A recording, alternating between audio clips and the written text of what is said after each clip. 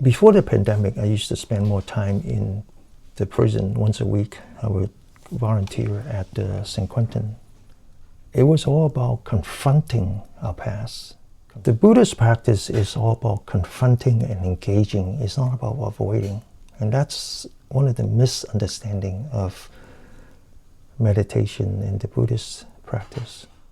I remember when I was running my own business, I spent many years as a salesperson, chief sales officer basically. And I learned that there are two things you don't talk about. You don't talk about politics and you talk about religion. You avoid them.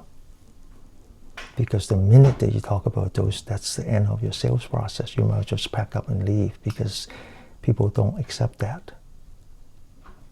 So in a way, in the West, when we meditate, the meditation is a space. It's a space where we try to find some tranquility and comfort. And it's thought that we don't talk about politics and we don't talk religion here. Because we treat it like a sensory deprivation chamber. At least for an hour and a half, let me have some peace. So when I decided to bring politics into here, no one understands why that is. Why would you do that? Why would you take your personal battle and bring it to here? That's your problem, not mine. But that was not my intent. My intent is to elevate our practice so that it's not just about escaping, it's about engaging. And what's happening in our country, what's happening in this election is real. You cannot escape this. We haven't even started yet. But it's a great learning process. It's a great vehicle for true spiritual practice by engaging it. So when I was in the prison, we talked a lot about inmates who were addicted. They are addicted to substance, they're addicted to their anger. So I get to know about the 12 steps. And so I decided to write about positivity and politics in terms of the 12 steps. We don't have enough time to go through the 12 steps today, but it's a good beginning.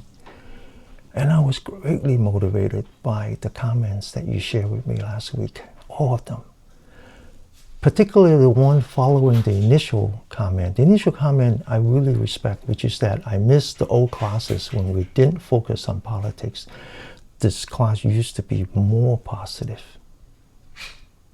And that's what I'm trying to say is that why would you bring politics into a place where we're supposed to be away from politics? Right? You are intruding into our sanctuary by doing that. But I think the second comment speaks for me. We are focusing on building healthy resistance so that we can remain positive. In other words, the negativity actually didn't come from outside. What comes from outside is just a trigger. The negativity is actually within us. And the only way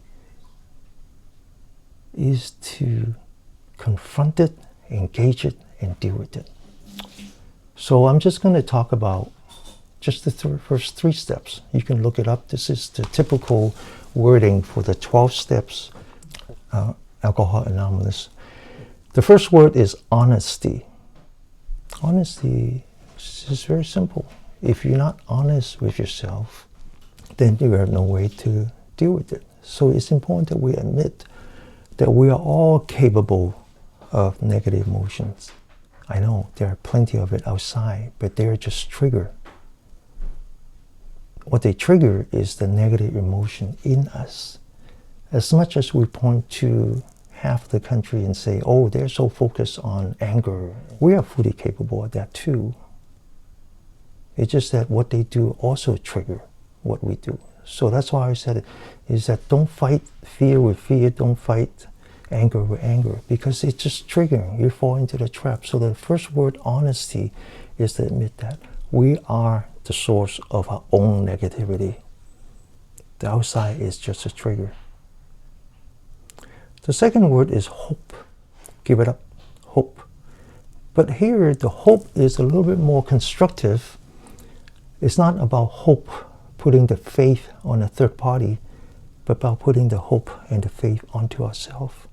To be open to the possibility of self-healing. We spent a lot of time today talking about self-healing, but from a physical standpoint. But we also need to open the idea of self-healing for mental and for spiritual. That's the motivation for learning. If you avoid it, you don't engage it, then you shut yourself off from more learning. The third one is called surrender. That's what I've been saying, is that you got to give it up. Don't avoid it.